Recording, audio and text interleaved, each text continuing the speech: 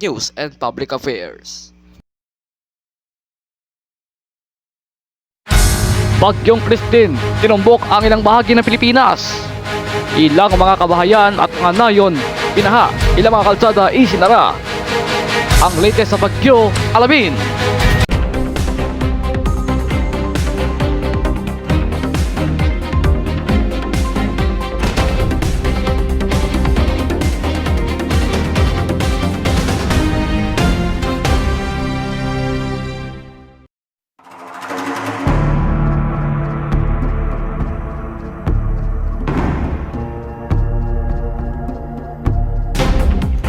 Magandang gabi po, simulan na ng mga balitang Frontline ilalahad dito sa Frontline Pilipinas. Ito po ang inyong lingkod, Arkin Novan David Cabayon.